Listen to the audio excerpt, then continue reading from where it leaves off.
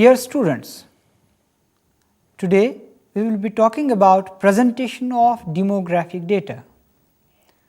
The objectives of our presentation is to describe the various methods of presenting demographic data and to highlight the importance of meaningful presentation of demographic data.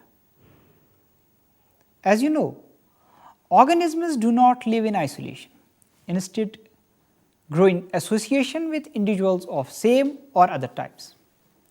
The individuals of a species which live together in an area at a given time is called population. There are many ways of studying populations and the changes taking place in them. All these studies are concerned with the collection of information about age, specific natality, mortality, etc. The study of population dynamics is called demography. Since the rate of increase in a population is effectively the difference between birth rate, death rate, immigration and immigration at any given time, the basic aim of any demographic study is to quantify the changes in a population by finding out the numbers of births, deaths, immigrants and immigrants. The numerical data, so called during population studies, can be presented as life tables, survivorship curves or population pyramids. Now, let us discuss life tables first. A life table is a table of probabilities dealing with the rate of death and expectation of life at various time intervals over an organism's lifespan. Life tables are useful in understanding patterns and causes of mortality, predicting the future growth or decline of populations and managing populations. Life tables are of two types: cohort and static. A cohort life table follows the survival and reproduction of all members of a cohort from birth to death. A cohort is the set of individuals born, hatched or recruited in a population during a defined time interval. Cohorts are frequently defined on an annual basis. For example, all individuals born in a particular year. But other time intervals can also be used as well. A static life table records the number of living individuals of each age in a population and their reproductive output. The two types of life tables have distinct advantages and disadvantages, some of which are discussed. Age-based life tables. Life tables, whether cohortic or static, that classify individuals by age are called age-based life tables. Such life tables treat age the same way we normally do. That is, individuals that have lived less than one full year are assigned age 0. Those that have lived 1 year or more but less than 2 years are assigned age 1 and so on. Life tables represent age by the letter X and use X as a subscript to refer to survivorship, fecundity and so on for each age. Now, the second form is size-based and stage-based life tables. Size-based and stage-based life tables classify individuals by size, developmental stage rather than by age. Size-based and stage-based tables are often more useful or more particular for studying organisms that are difficult to classify by age or whose ecological roles depend more on size or stage than on age. Cohort life tables. To build a cohort life table for, let us say, pinus trees that germinated in the state of Jammu and Kashmir during the year 2012, we would record how many individuals were born during the year 2012 and how many survived to the beginning of 2013, 2014, etc. until there were no more survivors. This record is called the survivorship schedule. Different books use different notations for the number of survivors in each age. Some write this as Sx, some Ax, and some Nx. We will use Sx here.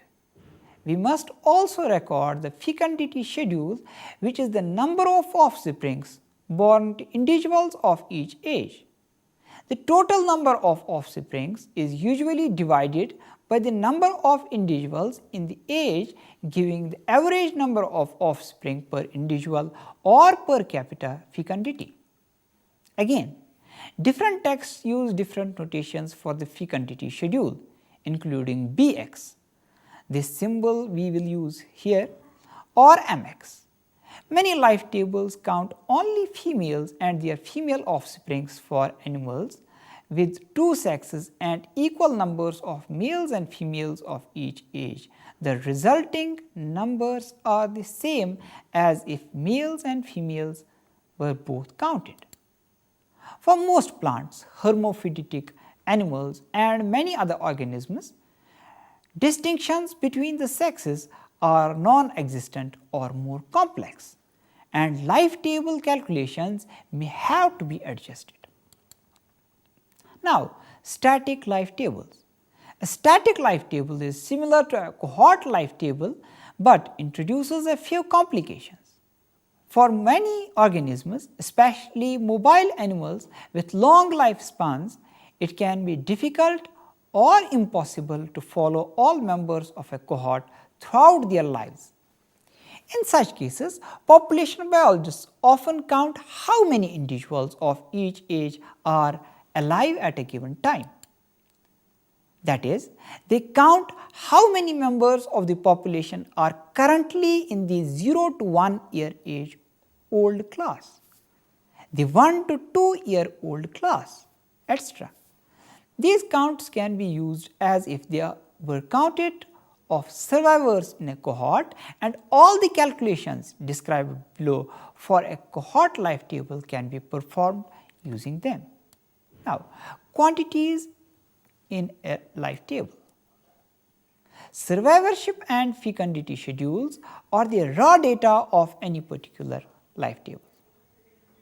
From them, we can calculate a variety of other quantities, including age-specific rate of survival, mortality, fecundity, survivorship curves, life expectancy, generation time, net reproductive rate, and intrinsic rate of increase. Which of these quantities you calculate will depend on your goal in constructing the life table. Now, life table calculations.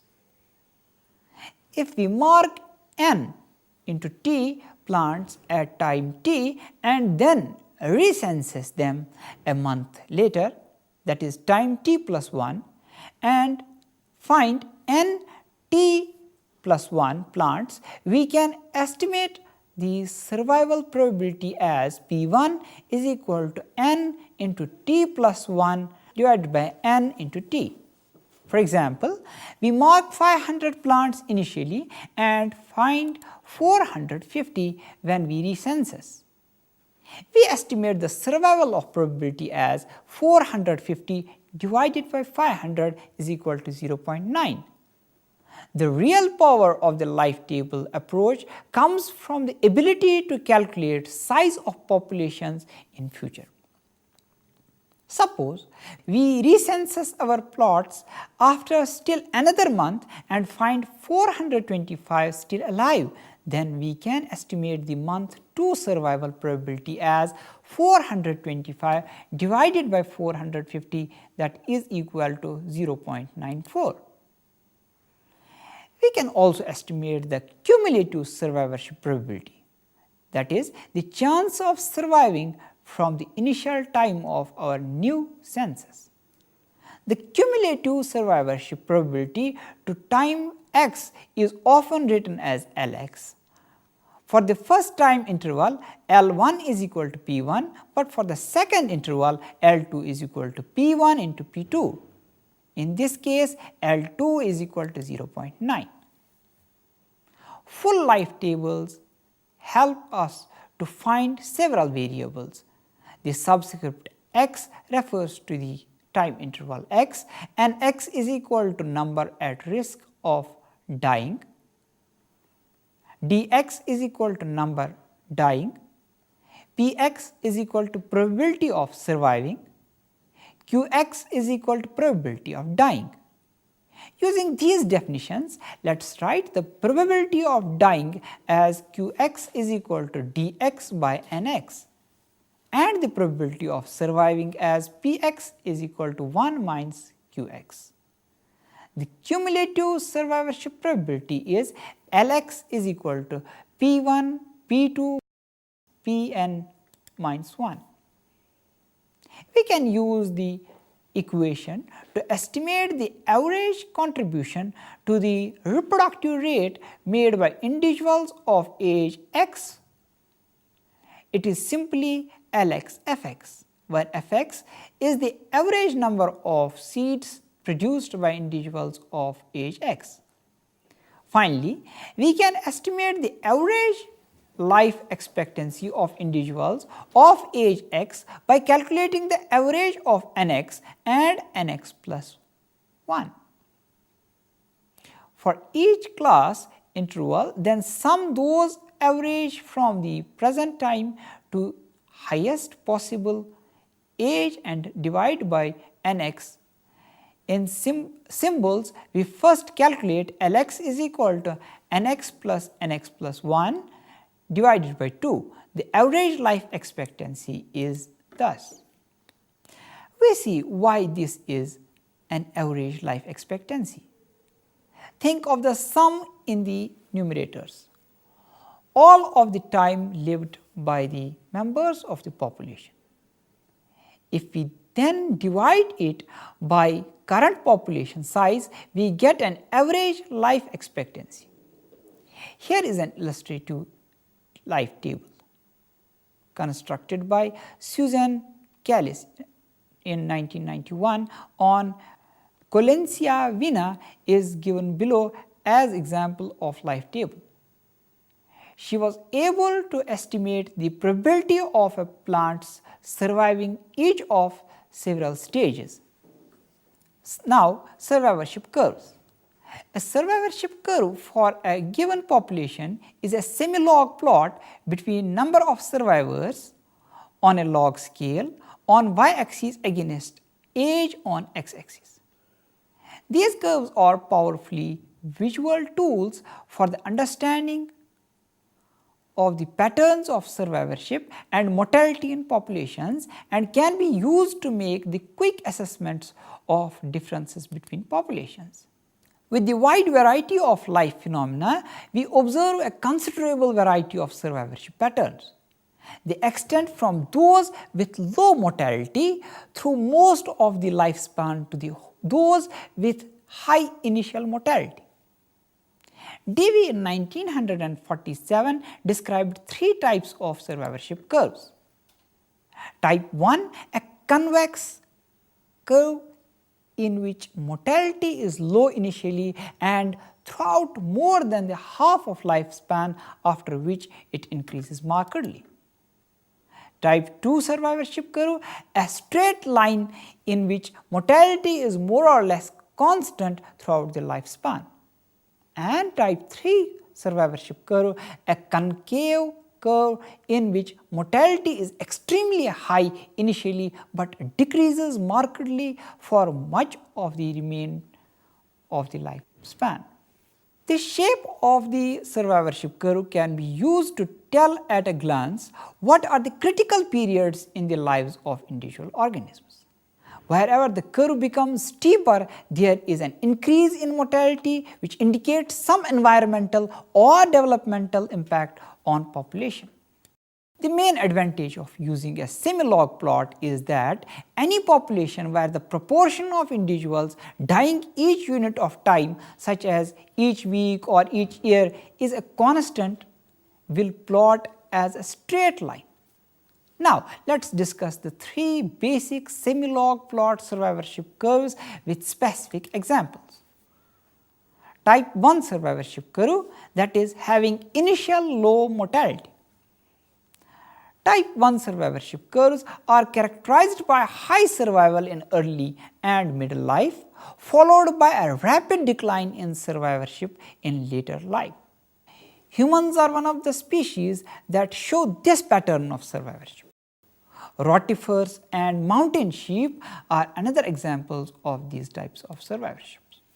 In populations showing the rotifer, human, mountain sheep survivorship pattern, a given individual has a relatively long life expectancy at birth. Even for an individual at about 1/3 of the lifespan, the probability of living to a ripe and old age is quite good. Range species in southeast California and several species of orchids of genus Dactylorhynchus have been shown to have survivorship curves of the rotifer, human, mountain sheep type. Now, type 2 survivorship curve, that is constant mortality.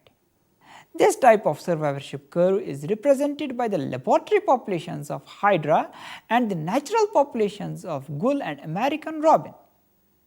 In these populations, there is more or less constant rate of death throughout life or at all stages until near the end of lifespan. In case of hydra and gulls, the rate is quite constant from the birth through nearly 3/4 of the lifespan. For a given individual in a population of this kind, there is considerably less chance of survivorship to old age at say the midpoint of lifespan than for individuals in the rotifer, human, mountain sheep type of survivorship. Also, characteristic of this cluster of curve is the fact that mean duration is about 1/3 of the total lifespan, for example in hydra and gull, or somewhat less, for example in robin. Many herbaceous annuals such as the meadowgrass Poa annua and Phlox drummondi as well as herbaceous perennials show type 2 survivorship curve. Type 3 survivorship curve, that is having initial high mortality. In type 3 survivorship curve, the greatest mortality is experienced at early stages of life, with the relatively low rates of death for those surviving this bottleneck. This type of curve is characteristic of species that produce a large number of offsprings. This type of curve is represented by black-tailed deer and British robin. 3/4 of the initial population of black-tailed deer and the British robin die off within the first 10% of lifespan. Populations of Columbian ground squirrel in southern Alberta also show type 3 survivorship.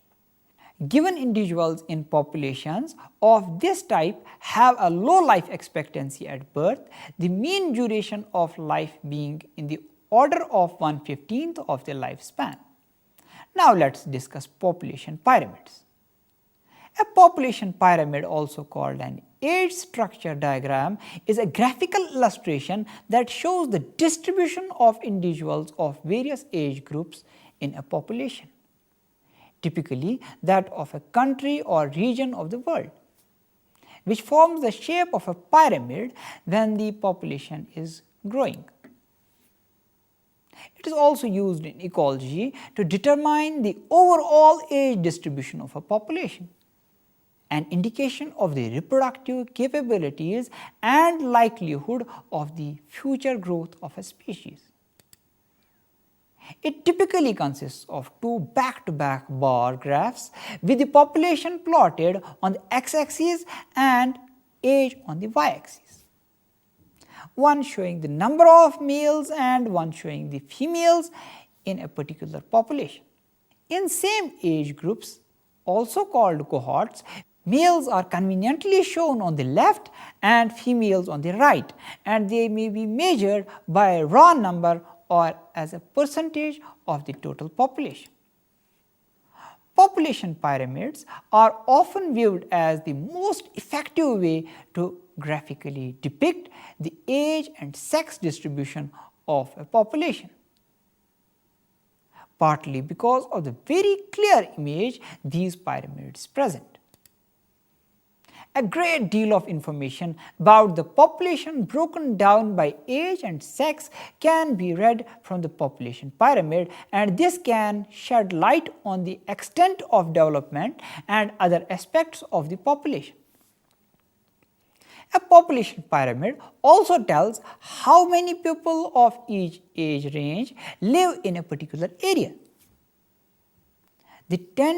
There tends to be more females than males in the older age groups due to females' longer life expectancy. Population pyramids are often used in human demography. For humans, where population pyramids usually represent number for a whole country, the shape of the pyramid reflects birth and death rates. Bottom-heavy pyramids show increasing annual birth rates and high infant mortality. Top-heavy pyramids with more older people than expected show a decreasing birth rate and good adult survival. This figure shows a very irregular or gashed pyramid from Russia. The indentations in the year group of 10 to 19 and 35 to 44 years of age are probably due to the Second World War. The older cohort was of fighting age during the war, so the low number are due to increased mortality. The younger cohorts were born during 1939 to 49, when the birth rate was low because of the war, when so many young men died. A helpful analogy to facilitate understanding population pyramids is that just a builder employs a blueprint for showing a house's structure, demographers and geographers employ population pyramids as a blueprint for showing population pyramids. With this, I conclude today's topic. Thank you.